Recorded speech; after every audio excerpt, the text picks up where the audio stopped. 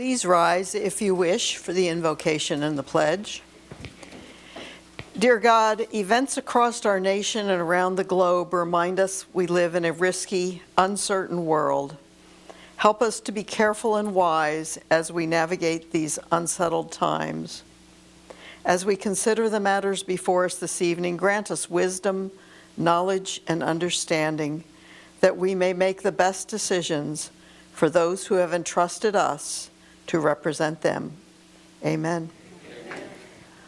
I pledge allegiance to the flag of the United States of America and to the republic for which it stands, one nation, under God, indivisible, with liberty and justice for all. This is the special City Council meeting for the month of June 2025. City Clerk, would you do the roll call, please?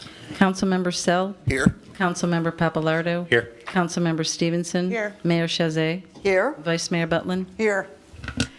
Are there any deletions or amendments to the agenda? Hearing none, it is my great pleasure to do a proclamation and presentation. I will come down. I would ask Bill Quirk to come to the podium. The presentation is for him. And when we are done with the presentation, the City Council members, other than myself, who I'll be down there, may stand up behind here. You will join us and we'll get a picture. Perhaps some of your friends would want a picture.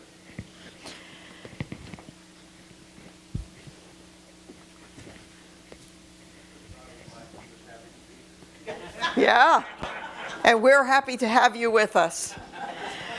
Whereas the City of DeBary proudly recognizes and celebrates individuals who have dedicated their lives to service, community, and country. And whereas Lieutenant Colonel William T. Quirk, United States Air Force retired, marks his 100th birthday, a milestone reached by few and achieved through a life of integrity, courage, and purpose. And whereas Lieutenant Colonel Quirk began his military journey on July 12, 1943, when he was inducted into the Army Air Forces and embarked on a rigorous path through basic college and pilot training, culminating in his commissioning as a second lieutenant and pilot in November 1944. And whereas he served honorably through World War II and beyond, piloting B-25s and C-54s, mastering radar and missile technologies, and contributing to the development and testing of advanced aircraft such as the F-102 Interceptor, ultimately earning the rank of Lieutenant Colonel before voluntarily retiring in 1964 after 22 years of active duty service. And whereas his legacy of service extended beyond the military with the impactful second career in banking and aerospace, eventually bringing him to Florida, where he met and married Rena, the love of his life, and together built a vibrant family of 6 children, 14 grandchildren, and 24 great-grandchildren. And whereas since moving to DeBary in 1994, Lieutenant Colonel Quirk has remained a steadfast and active member of our community, serving as president of the Fairway Hills Homeowners Association and the DeBary Golf and Country Club Advisory Board, helping foster the strong civic spirit that defines our city. And whereas Lieutenant Colonel Quirk continues to inspire those around him through his wisdom, humility, and unwavering commitment to fitness, friendship, community, reminding us all of the value of a life well lived in service to others. Now, therefore, I, Karen Chazet, Mayor of the City of DeBary, Florida, and on behalf of the DeBary City Council, do hereby wish William Quirk a very happy 100th birthday and send our hope for his health and happiness in all his days to come. Thank you so very much. So perhaps you can step up here with me and face this way, and then the council will be behind me, and that would make a nice picture. Maybe somebody will even show you the picture for your scrapbook or something. Could be.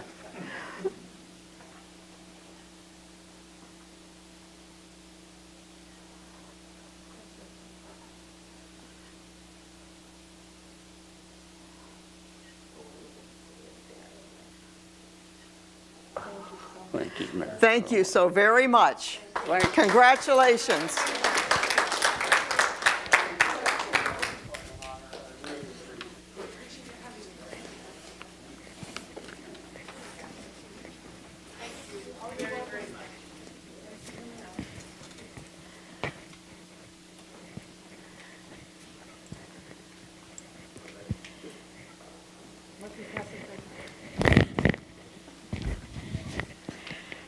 And now we move on to the rest of our exciting agenda.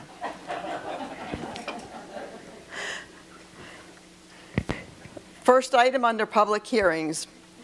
This is a quasi-judicial hearing, and I will outline that after we hear the ordinance. Staff is requesting City Council consider a waiver for the modification of the brick paver design for Main Street, and if the modification is accepted, approve the second reading of ordinance number 02-2025, a minor amendment to the DeBary Town Park Mixed Plan Unit Development. City Attorney, would you read ordinance number 02-2025? Thank you, Mayor. An ordinance of the City Council, the City of DeBary, Florida, approving a second amendment to development agreement as approved by ordinance number 12-2022, as amended by ordinance number 09-2023, for the DeBary Town Park Transit-Oriented Development Project, being a multi-use project on approximately 32.17 plus minus acres of land located on the west side of U.S. Highway 1792, having Volusia County tax parcel identification numbers 900-401-23-0010 and 900-400-000040, providing for severability, conflicts, and an effective date. And Mayor, before you proceed, if I could just make a suggestion, and I think you have the discretion to do this if there's no objection. We last met on this item on May 21st. We had the first reading of this ordinance. This appears to be a fairly non-controversial item.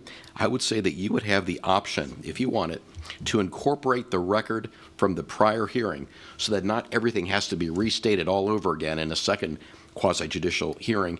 And if you were to go down that path without any objection, you then could move into asking for public comment and any additional comment that the developer may have, and of course that your fellow council members may have as well. Okay. I am required by Resolution 1521 to outline the process, and if we do not import it, and my recommendation to the council would be to import it, it would be that we do have disclosure of any ex parte communications. There were none in the record unless there's any additional ones. If there were, that would change whether you want to import that or not. Then we swear in the witnesses. I think the city clerk still needs to do that. And then we would normally have 10 minutes for staff presentation, 15 minutes, up to 15 minutes for the applicant, and then we would have public participation, rebuttal comments, and then we would make a decision. So if there is a consensus here that it would be okay to import the hearing record from the previous hearing, May 21, then I will so order at this time. Is that acceptable? And there's been no additional ex parte communication? City Clerk, would you swear in those who might be asked questions during the council's deliberation? Please raise your right hand. Do you swear the testimony you're about to give is the truth, the whole truth, and nothing but the truth, so help you God? Yes, I do. Thank you. Okay, so we move on to public participation. And City Clerk, is there any public participation? No, ma'am, there is not. All right. So with no public participation, there's no need for rebuttal, and I would move on to questions and comments from Councilmember Sell. No questions. Councilmember Papalardo. No questions. Councilmember Stevenson. No additional questions since our last meeting. Thank you. Vice Mayor Butland. Nothing new at this time. And I also have nothing new. So hearing no additional input, I would entertain a motion. Well, I'd like to make a motion to approve the second reading of ordinance number 2-2025, a minor amendment to the DeBary Town Park MPUD. Second. Councilmember Sell, Yes. Vice Mayor Butlin. Yes. Councilmember Papalardo. Yes. Councilmember Stevenson. Yes. And I am a yes. So the next item on our agenda item number 2, is a staff request that the City Council approve the first reading of ordinance number 04-2025, amending certain sections of the city's land development code and updating the Southwest Sector Mobility Plan and mobility fees. Read the ordinance. And I would like you to read ordinance number 04-2025, City Attorney. Just waiting for your prompt. Yes, and I've underlined it to remember, and then I glitched on it. Thank you, Mayor. An ordinance of the City of DeBary, Florida, amending Article 5, Chapter 2 of the City Code to provide for mobility fees and matter related thereto, adopting DeBary Southwest Sector Mobility Plan and mobility fee, providing definitions, providing for a mobility fee schedule, providing for other matters related to the adoption, administration, and use of mobility fees, providing for codification, severability, conflicts, and an effective date. Thank you. Thank you very much. Stephen Bapp, Growth Management Director, the first presenter for tonight's item.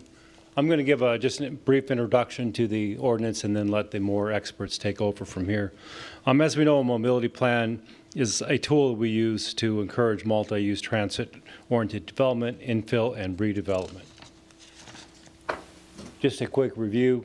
We did adopt the mobility plan on February 19th, 2020 at the second reading of the DeBary City Council, and it focused our efforts for the around the southwest portion of our city.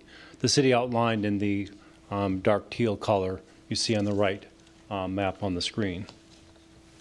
What the plan did require is a maintenance of the plan, and what we do for the maintenance of the plan is the city manager is required to recommend any changes that have occurred every 3 years.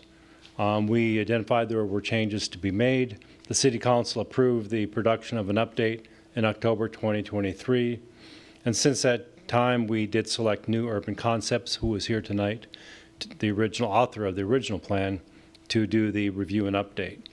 During the update and review, we were hit with a Florida legislative House bill called House Bill 479, which will be discussed a little more in detail, which extended the review period a little longer than originally anticipated, and it changed our plan methodology and extended our contract timeline. In light of everything that staff has reviewed, we do recommend that you approve the first reading of the ordinance, which would amend certain sections of our land development code and a corresponding Southwest Sector Mobility Plan and mobility fees. I will now be followed by Jonathan Paul, AICP New Urban Concepts, who is one of the persons who will discuss some of the details and more scientific aspects of the plan. Thank you.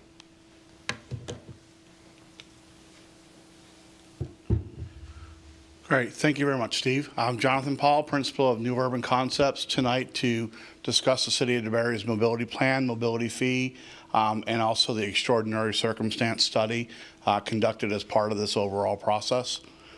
The mobility projects are largely identified in and around the Sunrail station. They are looking out over the next 20 years, and they are focused on how you move people, whether they elect to walk, drive, ride their bicycle, or access Sunrail. The mobility fee is a mitigation paid by new development to offset their impact to the city's transportation system. The mobility fee is paid by new growth only, so for any residents that may be listening out there in the audience, and we did have some feedback during the workshops for extraordinary circumstances, we just want to make it clear that it's not a tax on existing homes. It's not an assessment on existing homes. It is only for new development, and it is a one-time payment to mitigate their impact. The assessment area is largely in and around the Sunrail station, and it is fairly similar to what was adopted back in 2020. It has extended a little bit north to include everything south of Benson Junction, to allow for the potential redevelopment of the rock quarry back there and some of the heavier industrial uses. Otherwise, the area itself has stayed unchanged. So why is the city updating this? Steve mentioned earlier the legislature passed House Bill 479 in 2024. This reaffirms the right of any local government to adopt an alternative transportation system to replace concurrency, road impact fees, and proportionate share with either in the complete municipality or within a portion of the city. The city is elected to focus on the area in and around Sunrail. One of the big differences in this legislation, based on previous statute, was that there's only to be one fee to pay for mitigation. It's to be collected by the entity that issues building permits, and that the city and county, not the developers in the county and the developer of the city, but the city and county work out how those funds get expended. So that was a major clarification by the legislature as part of this bill. And why does that matter? Because right now, Volusia County assesses its full road impact fee within the Southwest District. So outside of that area, if you do development in the city of DeBary, you only pay a county road impact fee. Within the Southwest sector area where you're trying to encourage infill and redevelopment and multimodal transportation, you pay both a city mobility fee and a county road impact fee. The original intent with that was to get the county to actually lower their fee some when the city adopted the mobility fee back in 2020. Ultimately, that did not occur. So right now, within that area, developers pay both the city and the county fee. The current fee, as it was structured, because we didn't want to double dip or double charge development twice for the same impact, excluded travel on Dirksen Road. And based on various studies at the time, anywhere between 20 and 30% of the traffic from this area could use Dirksen Road by 2040. This go around with the new legislation, because it is only one fee, we are including Dirksen this time in the mobility plan. And the recommendation would be that the city set aside a share of its funds, and if and when the county goes to make an improvement on Dirksen, or they authorize the FDOT or the city to make an improvement, those funds would be available to expend on that.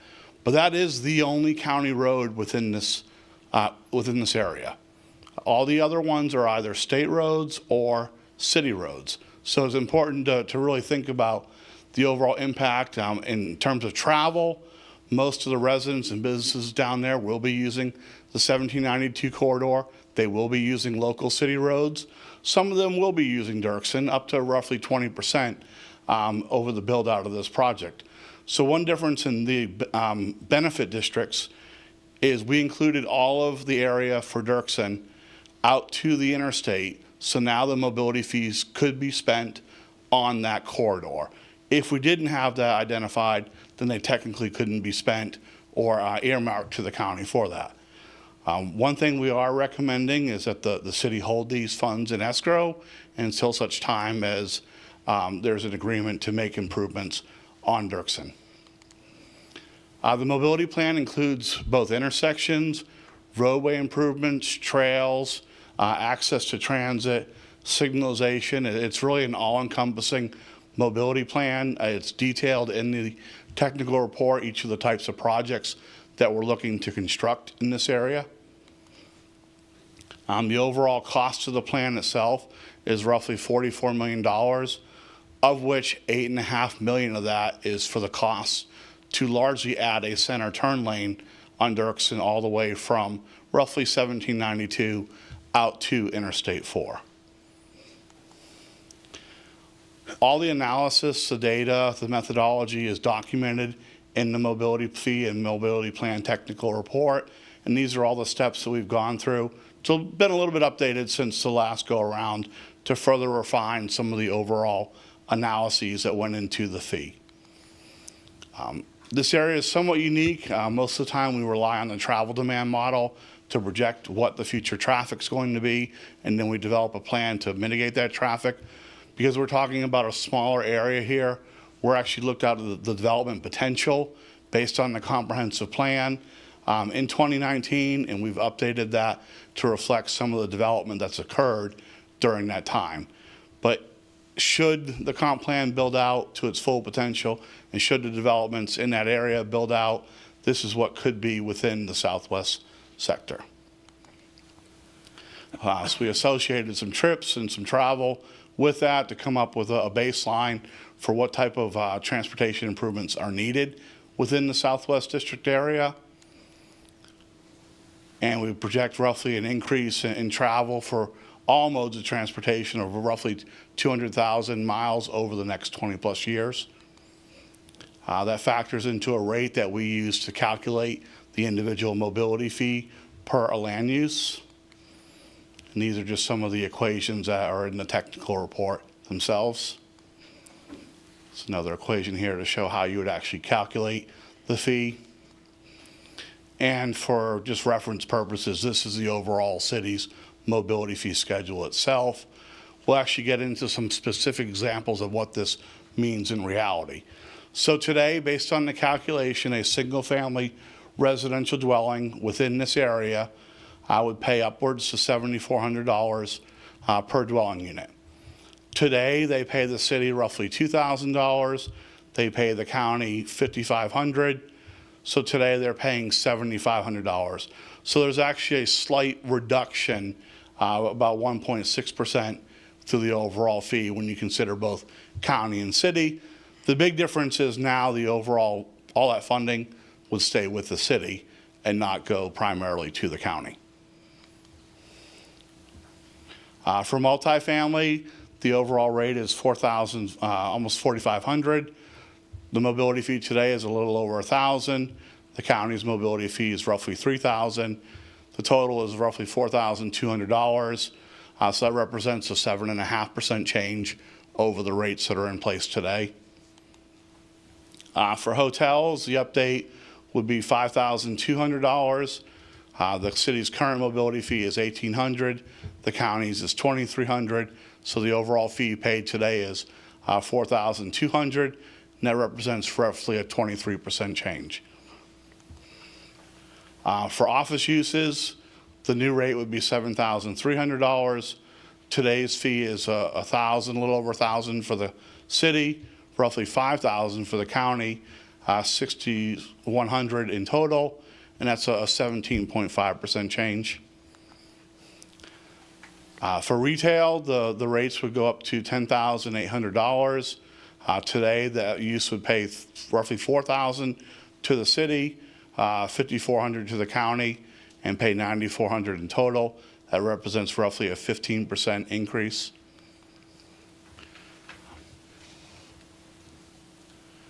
So one of the reasons we've, since this was last adopted, the legislature adopted what was known as extraordinary circumstances, and it was a requirement that your fees couldn't increase more than 50% above the current rates.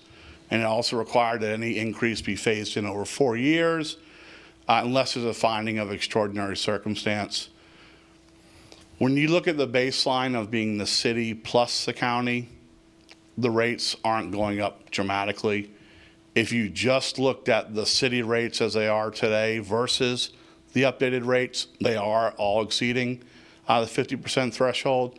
So in an abundance of caution, we've gone through the process of extraordinary circumstances, documented the findings, documented the difference of why this is different than what was adopted in 2020.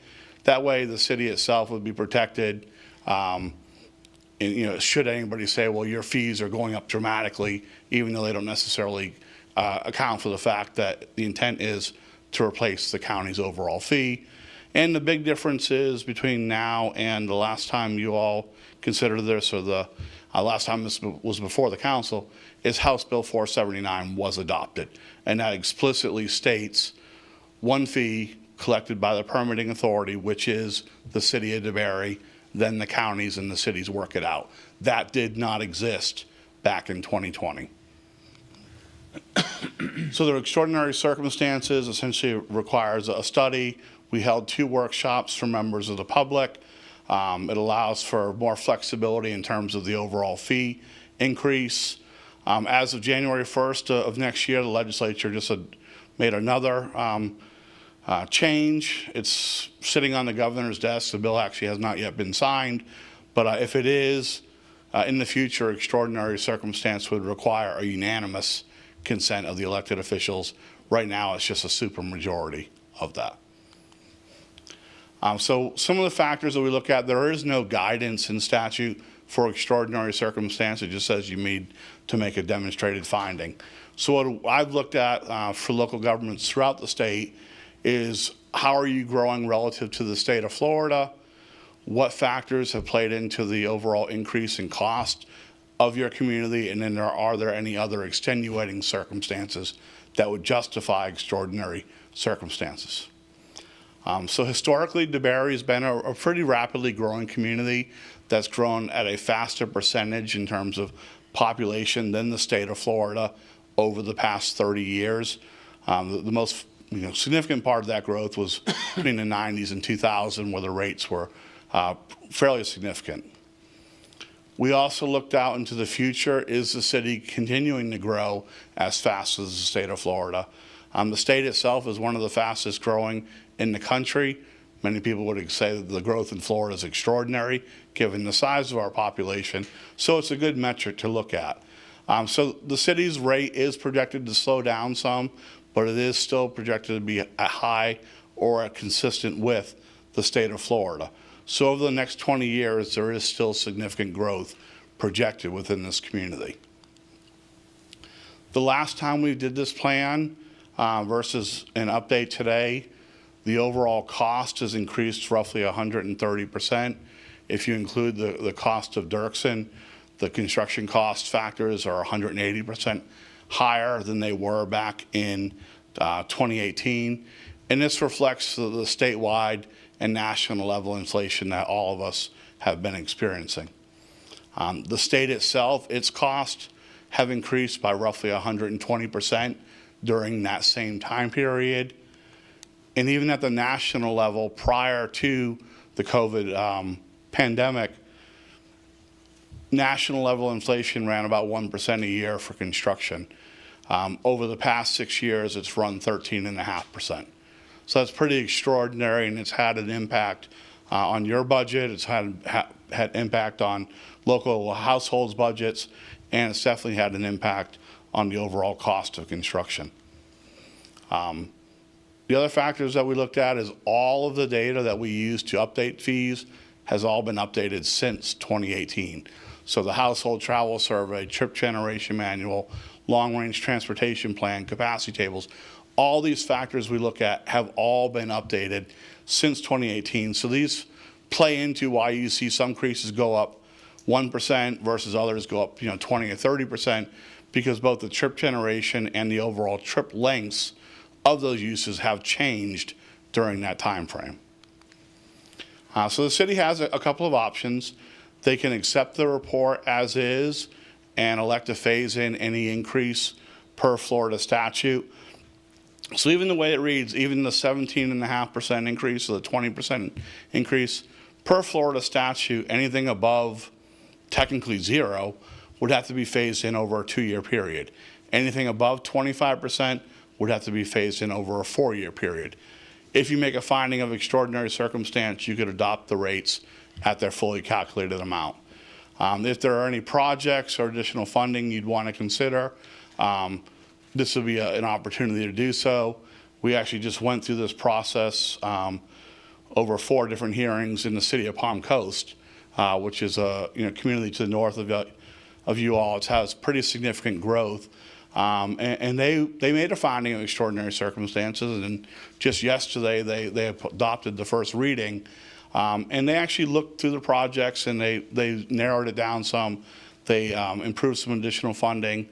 Our initial fee calculation for a single family home was $12,500 per dwelling unit.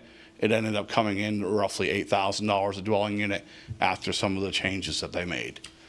So you can accept the report with an alternative funding schedule, or you can accept what we're recommending is the technical findings support the increase, and that we recommend that they be adopted at 100% of the rate. And just in conclusion, the city's had historic growth that's mirrored or exceeded that of the state of Florida. It's going to continue to have that over the next 20 years. The costs have gone up significantly over the last 6 years, roughly of 130%. Those are consistent with the costs that are seen at the statewide level of 123%. And even at the national level, overall costs have increased by 80% since this was last adopted. And then finally, the biggest factor is now the fee includes both city and county roads, and that the city would be recommending, as a further working out in negotiation with the county, to set aside funds to make improvements on Dirksen. So with that concludes my presentation. I'd be happy to answer any questions that you all may have. And thank you very much. Thank you. City Clerk, do we have any public participation? No, ma'am, we do not. Councilmember Sell, questions or comments? My only question is we're doing our comp plan now, and our comp plan has us maxing out at about 33,000 residents, and yours is about 27,000 people, so there's about a 6,000 person discrepancy there. So whose do we believe?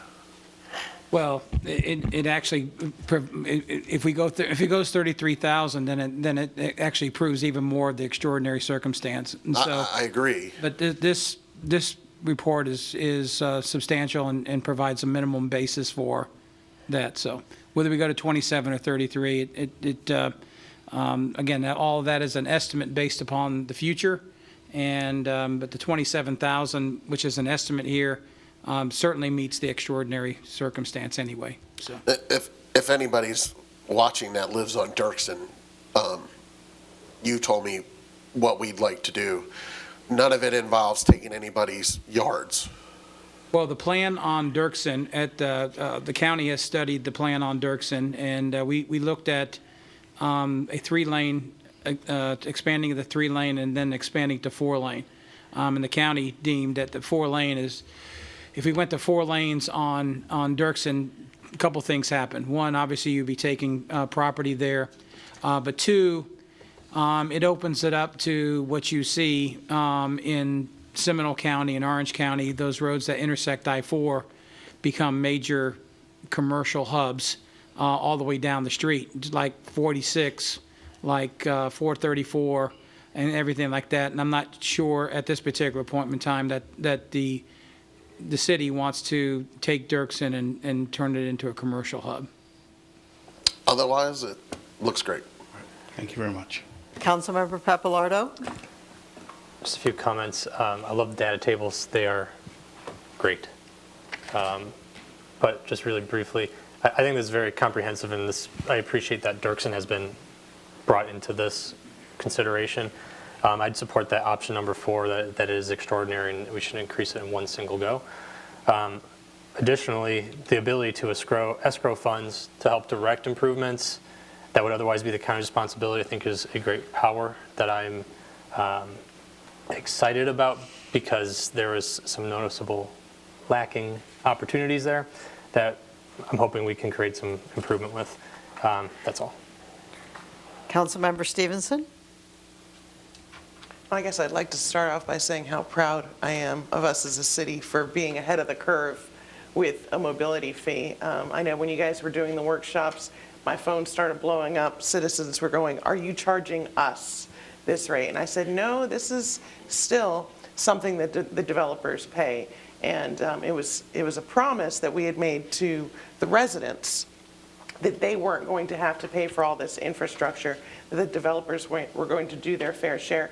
And Dirksen was always a difficulty, being a county road, because so many of us that live here and drive on Dirksen have wanted that road to be improved. And the county was telling us, oh, maybe 20 or 50 years or something. And we said, no, our development is now. I would echo support, like Councilmember Papalardo said, that this is extraordinary circumstances. I'm very happy. This is one thing that our state legislature has done that I can actually say I'm happy about, with House Bill 479 giving us our control of our money back. And I'm totally in support of getting this put in place. Thank you. Thank you. Vice Mayor Butlin? Thank you, Mayor. I was going to say the same thing, and I'm proud of the legislation for putting that bill in place and giving us the authority, and without going above and beyond what we are allowed to do. And this will certainly clean up a lot of the housekeeping that we've had over the years.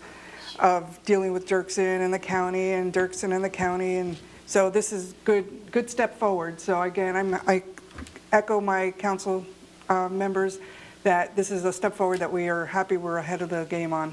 So thank you. I would also have comments in line with those of the other council members. I am proud of DeBary for adopting a mobility plan as the first jurisdiction, I believe, in Volusia. And I believe there's one other and perhaps somebody else looking at it now. But really, when I go to meetings of the TPO, for example, and they're talking trails, and they're talking pedestrian safety, and they're talking biking, and then I realize that they're under an impact fee plan that just allows them to collect monies for traffic impacts on roads.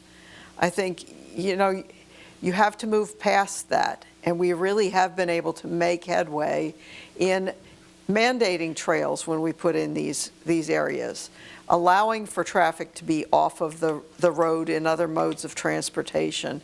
And so I'm very proud that we were at the head of that queue, heading that way. And now our fledgling effort needs to be refined both by statute and because it's time. We have more experience, and we also know that all the county impact fees collected for Dirksen, as best we can tell, have not been spent at all on Dirksen because the county has a zone-based plan. And the zone includes Deltona and I believe parts of Orange City. So it goes into a big pot, and then they prioritize things, and somehow Dirksen never gets the dollars. So our developers have been paying into a queue to help Dirksen perform better after their development is done, and we have nada.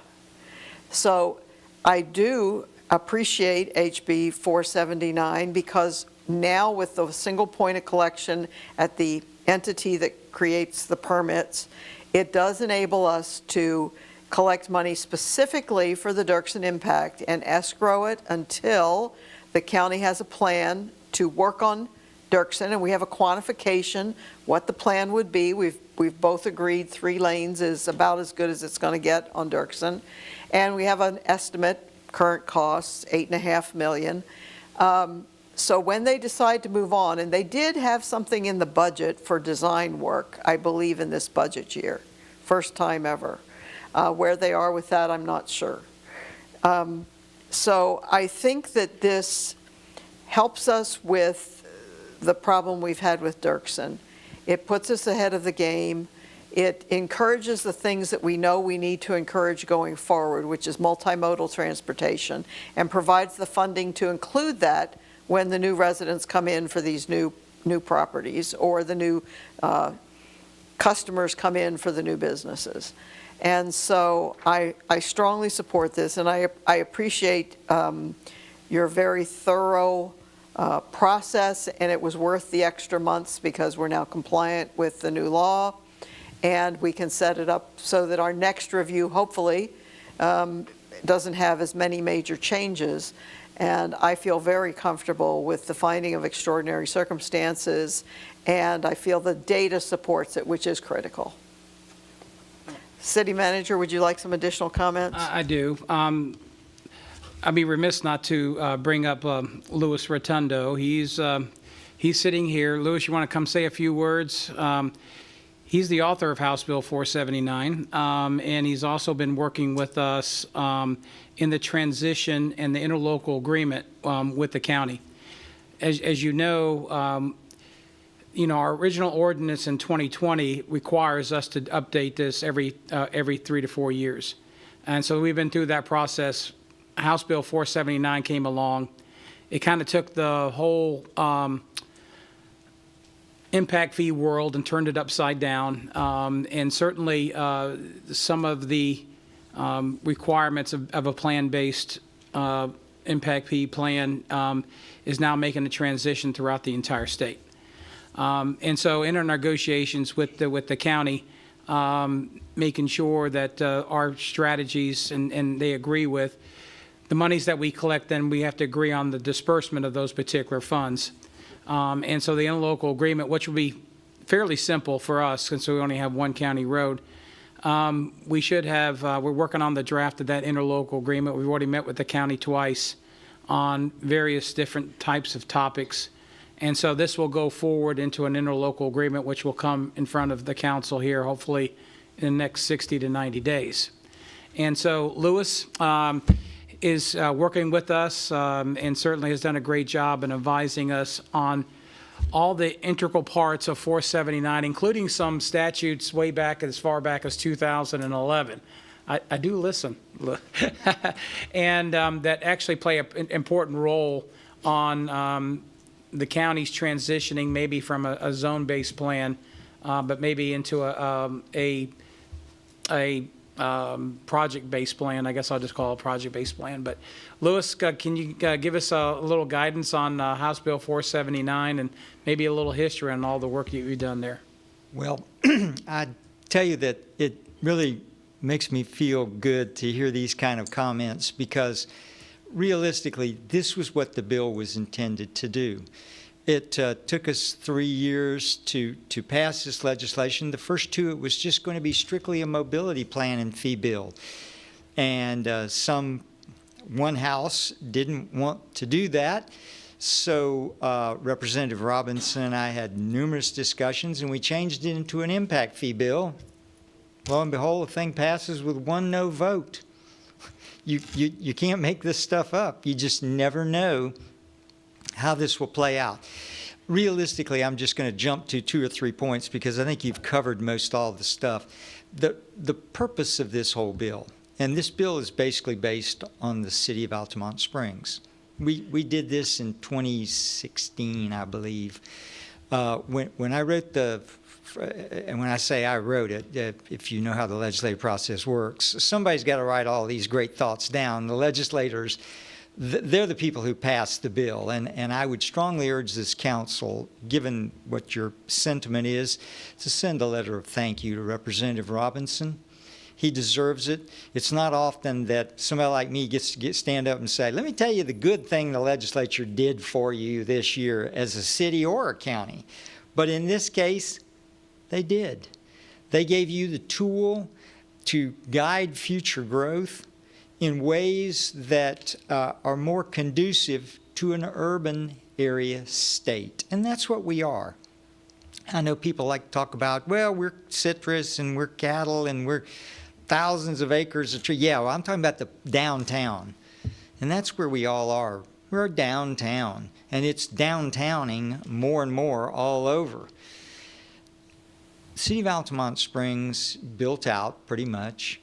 2016, we adopted a mobility plan. We told the county we would not be collecting their county impact fee anymore. County wasn't happy with that. When we explained to them the 2011 law on urban planning and the requirements for interlocals and blah, blah, blah, they came around to the point of view that since about 2018, there's only been 1 fee in the city of Altamont Springs for transportation, and it's the city fee. Now, we have county projects on our city CIP, as you now will have under this.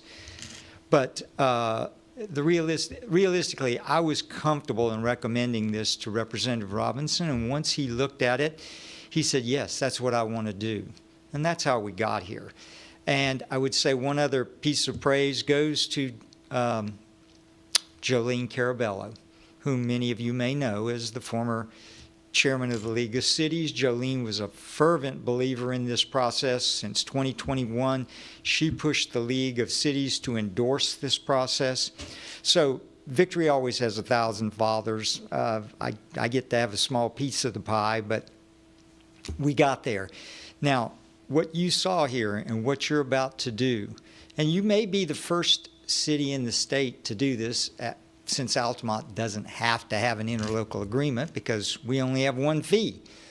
And the law says if the city and a county charge a fee, well, they don't. So you may be the first. We don't know yet. Depends on how fast Volusia County moves and is comfortable with this process. But what it really basically did was say this: Mr. Developer, I'm going to make your life easy. Come pay 1 fee. And there on that document that you're looking at is why you're being charged, what you're being charged, and what it's for. That was the one thing that got every legislator, because they've heard from folks back home, developers and citizens. You approved all this development, you paid all this money, and nothing got built, or I don't know what got built. But it sure didn't do anything for this particular process, this particular area. Under 479, that should not be happening. Under interlocal agreements that are required of everybody, the only people who were exempted from this bill was Dade County, because they have a hybrid system already, and they're not even exempt from the 2011 law. And anybody who had an existing interlocal. The problem with the existing interlocals, and I say this because I haven't read them all, but most of them don't comply with the 2011 law. I'm not sure they're legal. But that's a different animal, a different conversation for a different day. Going forward, get an interlocal, and it does exactly what you've just said, and it was intended for exactly that purpose. I'm collecting the money. I owe the money. I'm going to hang on to the money till I see something getting built. And that's for your protection and for the other government's protection, realistically, because in 2021, there was a little court case that most people aren't familiar with, but it was a significant court case. It was called Santa Rosa County and the West Florida Home Builders. I won't bore you with the details, but what the court said was when the county appealed to the First District Court of Appeals, they basically said, you're kidding. You're kidding. Really?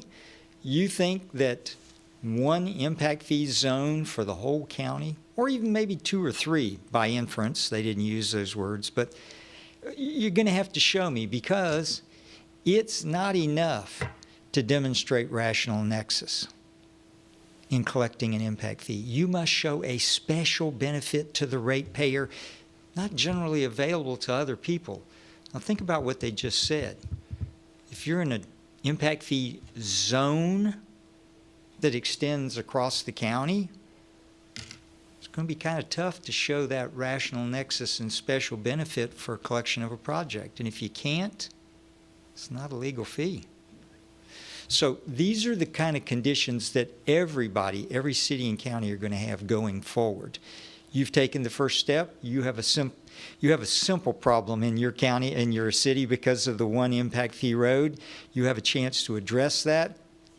And 3 to 5 years from now, if all of that growth occurs that is projected and you do your next update, I would say to you, you might not owe anybody any money, because those trips will be internalized because of the short length of the trip lengths, depending on what they are. These are the kind of tools. Think about it in more urbanized areas. Those trip lengths may only be 1 to 3 miles, may not even extend outside the city. Yes, it may impact a county road in the middle of a city in Seminole County or Volusia County or Palm Beach County. But if that road can't be widened because it's in the middle of a downtown, what are you collecting money for? You're collecting it for capacity, and that's what the bill reads as, capacity. That's the magic word, and if I don't leave you with anything else, I'll leave you with these 2 words. One fee, capacity. Not roads, capacity, and capacity comes in many forms. That's it. Thank you. And just regarding rational nexus, obviously, if a developer is paying impact fees in a particular area, then the benefit has to be in that particular in that general area that benefits the impact fees that are paid. Unfortunately, with a zone-based plan, fees are collected in DeBary, but the projects are in Deltona and Orange City, and proving rational nexus of a project on Saxon or any place else is very difficult when the folks are paying the fees in our TOD area. And so this gives us the control to make sure that rational nexus is abide by, and that the folks that are paying the impact fees in the TOD area, that has a direct impact, that when they improve Dirksen, it goes towards Dirksen because that has a direct impact to the TOD. Not Saxon, Veterans Memorial Parkway, not anything over there in those particular areas. That rational nexus is that they pay it in this local area, it should benefit this local area. So thank you, Louis. Okay, if there's no further input, I would entertain a motion. I'll make a motion to approve the first reading of ordinance number 04-2025, amending certain sections of the city's land development code and updating the Southwest Sector Mobility Plan and mobility fees. And what about the finding on extraordinary circumstances or the choice of the four options? Yeah, Do we, that you would. Option 4? Well, I think, doesn't the ordinance, I think the ordinance already talks about the extraordinary Okay. circumstances. We were shown that we had four options, and I think for clarity for those who listen to the hearing, we ought to know, was the ordinance written with option 4, extraordinary circumstances, or what is it that we're voting for on that choice of 4? Perhaps Jonathan could help us with the 4 again, and we can make sure that it's in the ordinance. It is in the ordinance. Okay, so the staff recommendation was extraordinary circumstances, so the draft of the ordinance includes extraordinary circumstances, and with the motion, if seconded, it would include extraordinary circumstances in the ordinance that is named. okay, And the 100% rate? At the 100%. At the 100% I'll rate. second that. Yep. but that's all in the ordinance. I'll second Okay, that. but I wanted that clear for everybody. Yep, because we no, I had understand. A choice of 4. So was there a second? A second. Okay. Vice Mayor Butlin? Yes. Councilmember Stevenson? Yes. Councilmember Papalardo? Yes. Councilmember Sell? Yes. And I am a yes. So even if the legislature says it has to be 100%, it was We're covered. 100%. Yeah. Okay. Next on our agenda is new business. Agenda item number 3, the city manager is requesting the city council approve the third amendment to the agreement between Waste Pro of Florida and the city of DeBary. Thank you, Mayor. This is the third amendment to the agreement between Waste Pro and the city of DeBary. Just a little background, the city and Waste Pro entered into a 7-year contract in October 2018. The contract provides for a 7-year extension on that contract. The fundamentals, and as we go through this particular process, there are a whole slew of different options when you're dealing with waste services. And so ours here in DeBary, it 1 garbage, 1 recycle, and 1 yard waste collection per week. Some cities have 2 garbage, some cities don't have any recycling, and it's just all over the board and depending on each city's needs and demands. Our current contract has no commercial collection. Businesses are free to contract whoever they want to. Some cities, I'll go into here in a minute, the commercial is included, and it's typically used to not only charge the commercial folks for solid waste, but it's also to subsidize residential to lower their particular price. The tipping fees right now under this contract, and I call them tipping or dumping fees, are paid by the city directly to the county, and the recycling fees are paid to Waste Pro. So we've done our research through the negotiation process. Like, as I said, there's a multitude of service configurations, so many of them that you have to dive into every one of them to see if there's even comparable. Collection frequency, 1 or 2 times a week. Recycling, yes or no. Integrating commercial to subsidize residential, yes or no. And there are a whole lot more in that. So we did some rate comparisons of people that are like us. Orange County is one of them. They did a bid package of 6 separate zones in their particular county for 1 garbage, 1 recycle, 1 yard waste collection, and no commercial. And so the 6 zones, they went out for bid, and this is approximately 6 to 12 months old. The pricing in those zones ranged from $22.93 to $27.38 per resident per week. Excuse me, per month. That's supposed to be per month. My bad. And so they went with 4 different vendors: Waste Pro, GFL, FCC, and Waste Management. And Orange County plan is similar to DeBary. and it's similar to the Waste Pro contract that we have now. We also did a rate comparison with our neighbors. Orange City just went through a bid process. They do incorporate commercial in their bid process. And quite frankly, it's very expensive. I'm just going to be very honest with you. And it does, and as in the industry, you include your commercial to subsidize your residential, take the burden off your residents. So they do have one garbage, one recycle, and 1 yard per week.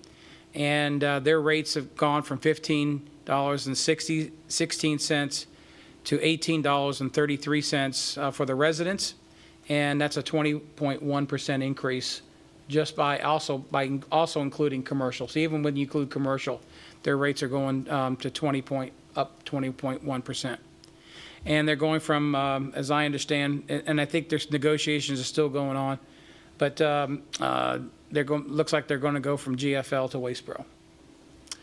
So in DeLand, it's very similar. They have GFL, again, commercial subsidizing residential, and their rates are $18.30. So you can see how the market is right now regarding all these particular rates.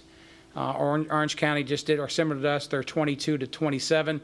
And even when Orange City and DeLand have commercial involved, they're still $18 per resident per month. So currently, obviously, we don't have, the current pricing right now is that we don't have commercial. Residential is 1 garbage, 1 recycle, 1 yard waste, and our current rate is $14.10 per resident per month. The tipping fees are paid by the city. And so as we looked over our negotiations and everything else, things we had to consider, obviously, was Waste Pro's exceptional service. They've done an extraordinary job on hurricane debris service. They play a secondary role to Ceres Environmental. And so our current rate is $14.10.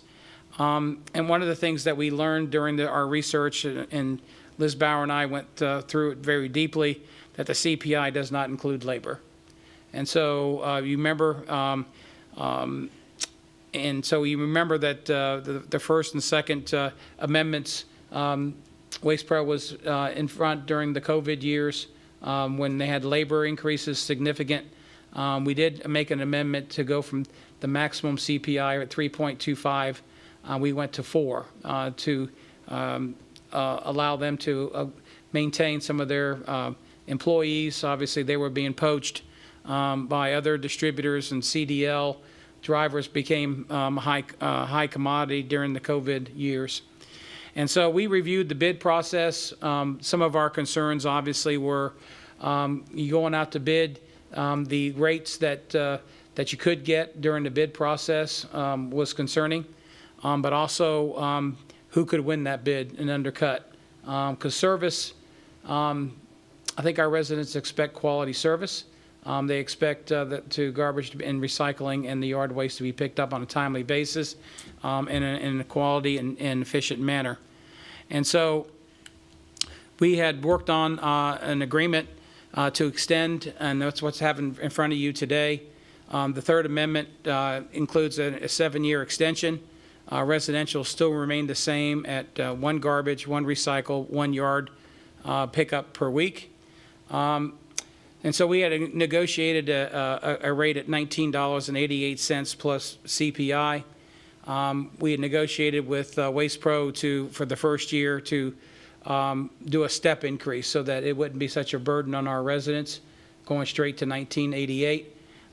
But for year 1, coming up, starting in October, it will start at $16.98 per resident per month. And then year 2, go to $19.88 per resident per month, including CPI. And then year 3 through 7, the CPI will dictate the price depending on the economy. We did increase the CPI limit from 3.25 to 5%. During the whole time of COVID, I don't think they went over 5% CPI. And so it, given those particular circumstances, and since CPI doesn't include labor, We have to look at the feasibility of compensating them for any extraordinary circumstances that might exist. As you know, COVID, they went over the 3.25 and giving them some leeway as far as that's concerned. And so in this contract also updates the hurricane debris services, and it also converts the contract to the city's fiscal year timeline. This original contract was set up January to December, which doesn't match our fiscal year, and so this contract amendment takes effect October 1, 2025. And so, Mayor, Council, I'll be glad to answer any questions that you might have. Our recommendations to approve the Third Amendment, and I'll take any questions you might have. With us, Eric Sankey is here from Waste Pro. If you have any questions on Waste Pro and their services, or et cetera, but we'd be glad to answer any questions that you might have. Thank you, City Clerk. Do we have any public participation? No, ma'am, we do not. Councilmember Sell, questions or comments? I think over the years, sometimes we've had the upper hand with our trash removal. But through it all, I've had super quality garbage removal. My wife and I play a game, see what we can put out there, and see what they'll pick up and what they won't. And every time, they've picked up everything. I read social media a little bit, and very few complaints on garbage pickup. I know in the past we've tried to kill some of those guys by putting fire extinguishers and other things that don't belong in our garbage. Hopefully over time we learn what we can and can't put in the garbage. Our service from you guys is, I think, has been outstanding. I think our relationship with you guys has been very good. Occasionally a little tenuous during COVID, but overall, I think you guys do a bang-up job. So, and I thank you for not doing the increase all at once and doing it over a year or two. So I appreciate the fact that I don't have to field concerns about garbage pickup. It's one less thing that I think we worry about. So my hat's off to you guys. You do a good job. That's all. Councilmember Papalardo? Thank you. Just a few comments. I like being able to extend this agreement basically in the form of this amendment. The 7-year has served us well in the past already.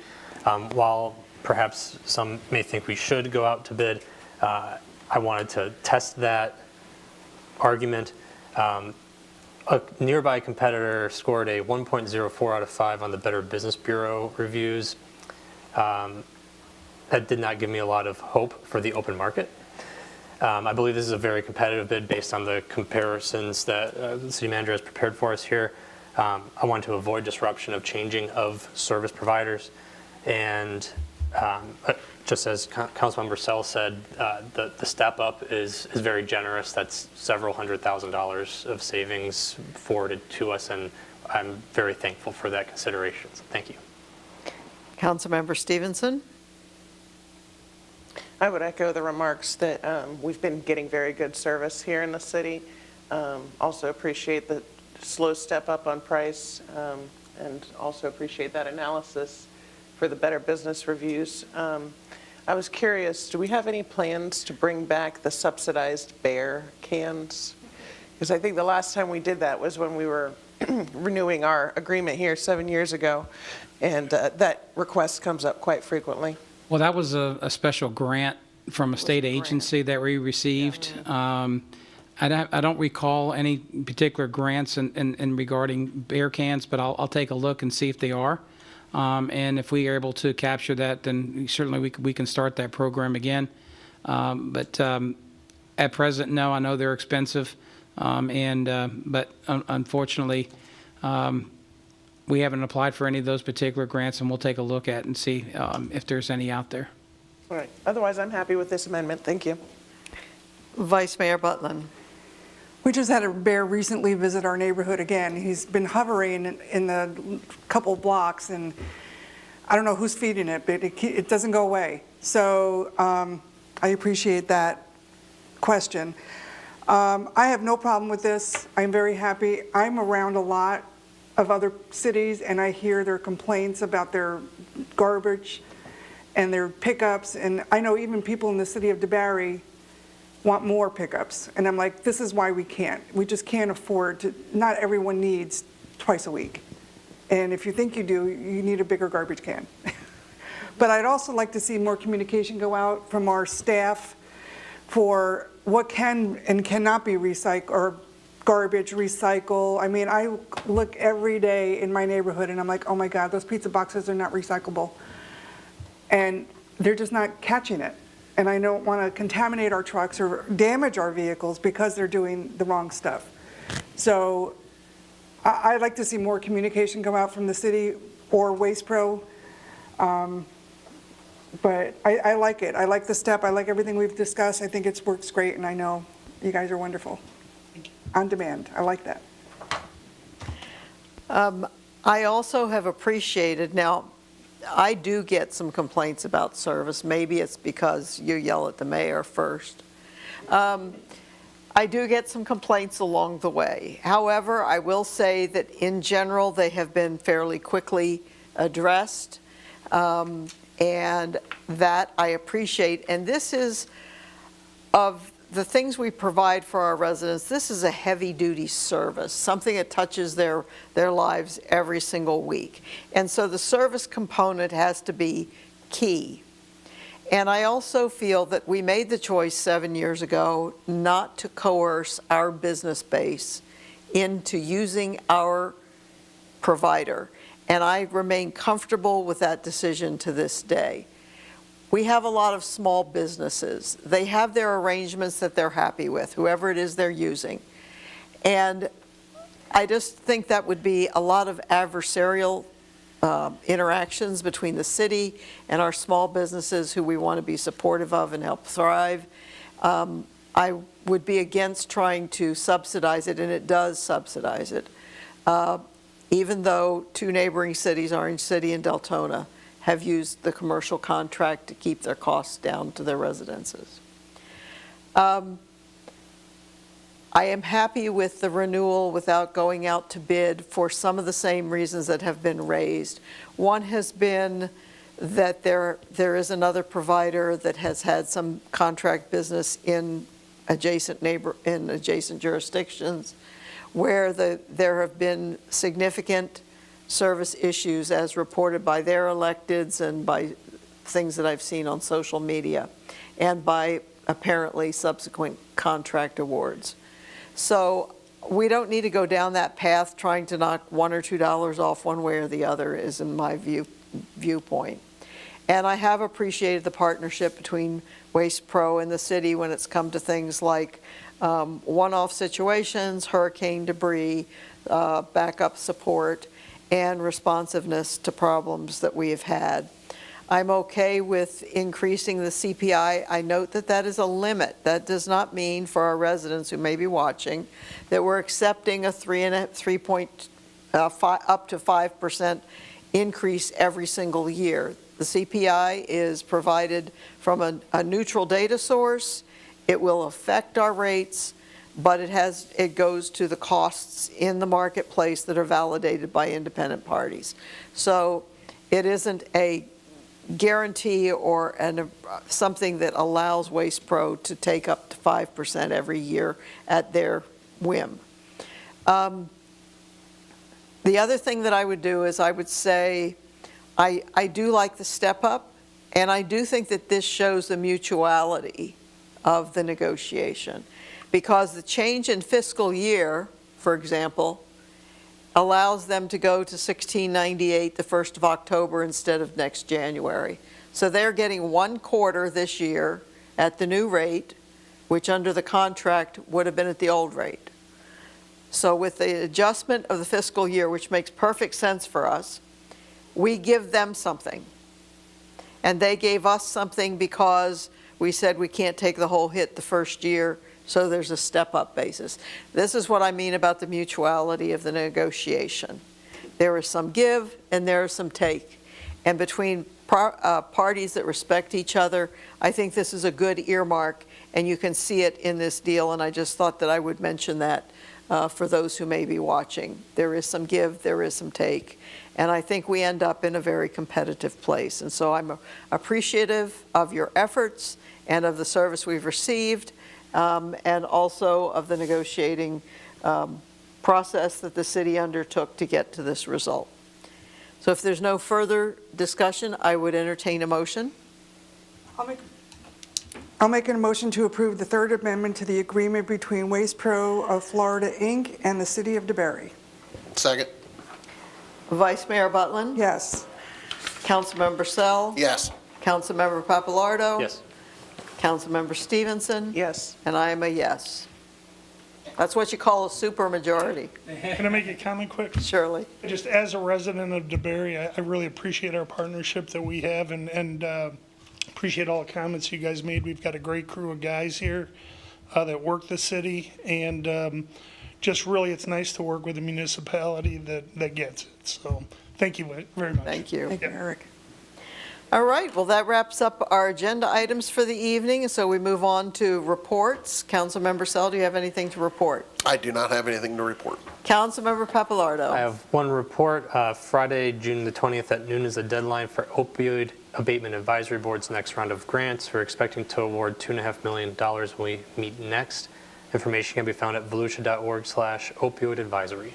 Thank you, and thank you for serving on that as our representative. Councilmember Stevenson?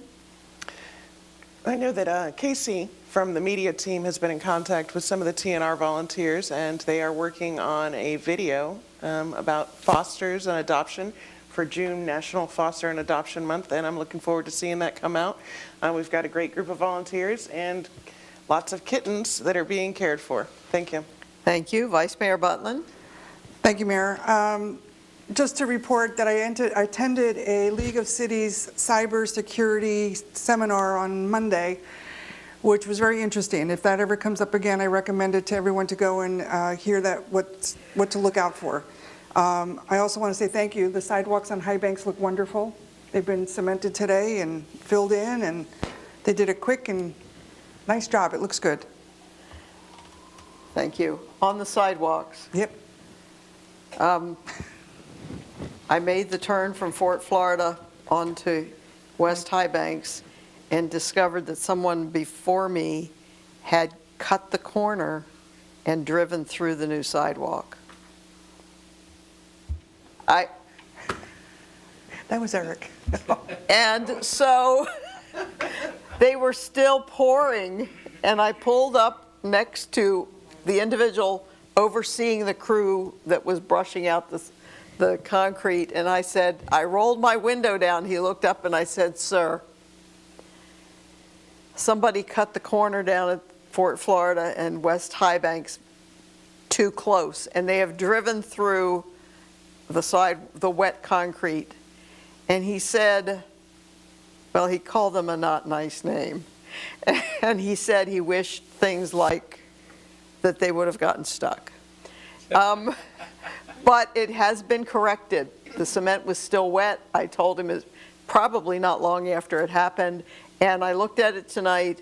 It's done, and they've laid a coil of like 6x6 reinforcing wire there so that you don't want to drive over it to get to the wet sidewalk. So you just reminded me when you mentioned the sidewalks.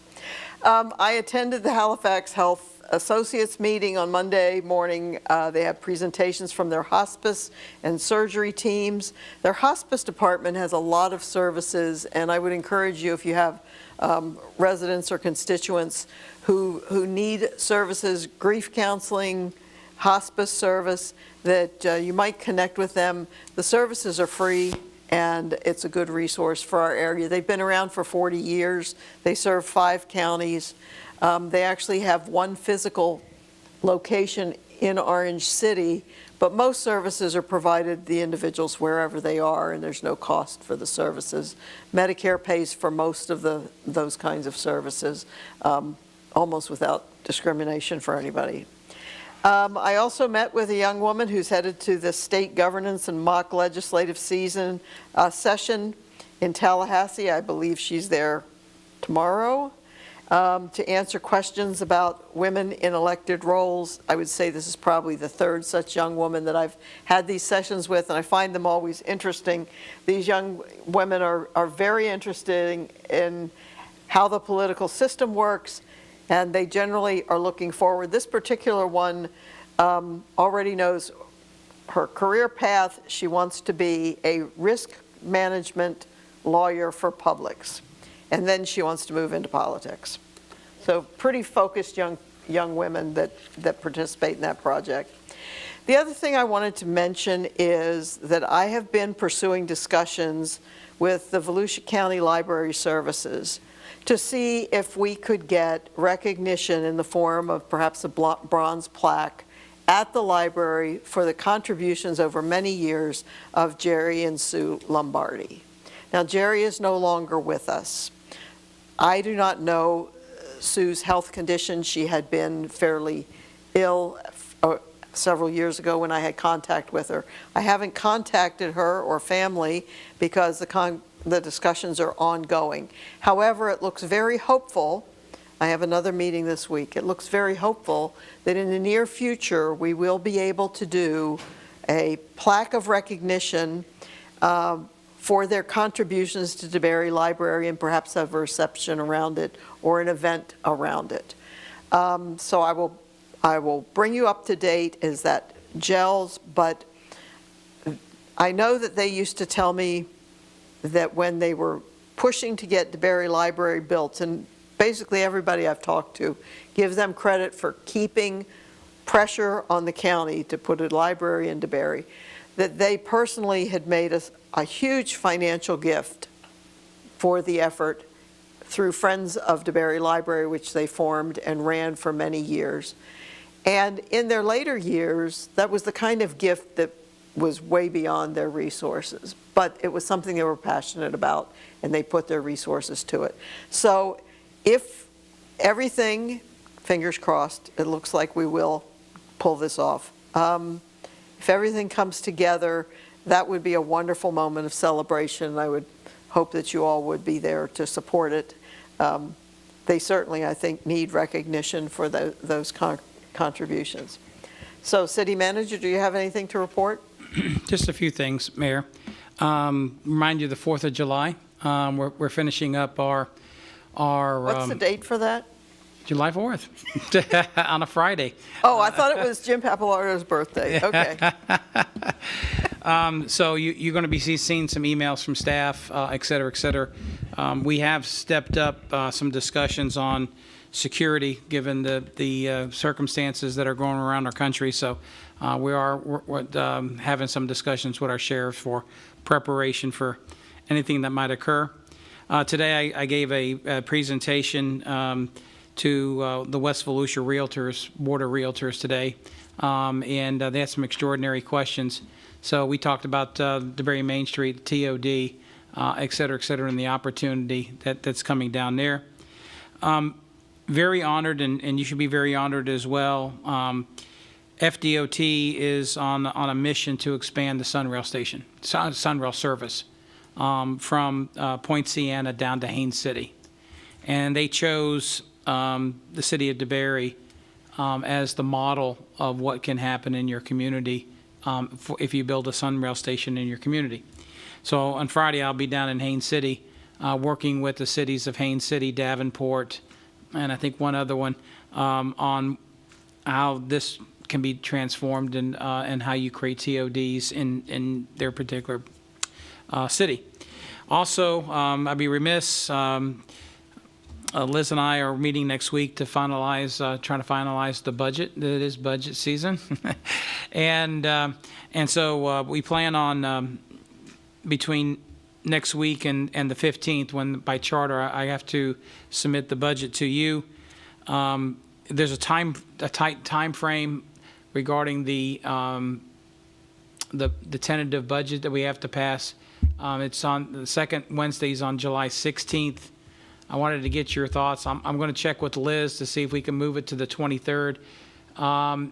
if you want more time for as far as the budget is concerned that I submit, as well as maybe moving the special meeting in July to the 23rd rather than the 16th.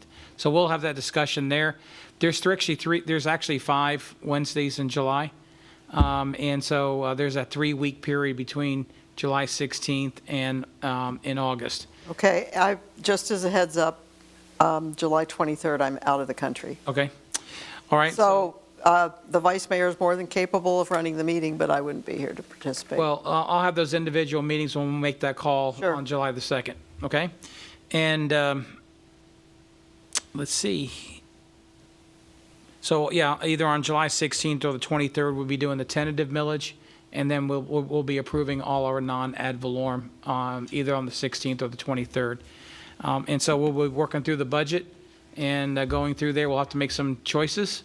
And so we'll be working on some budget workshops as we go along to get to September. So, thank you, Mayor. Thank you. City Attorney, anything to report? Nothing to report tonight, Mayor. Thank you. Hearing nothing further, we are adjourned.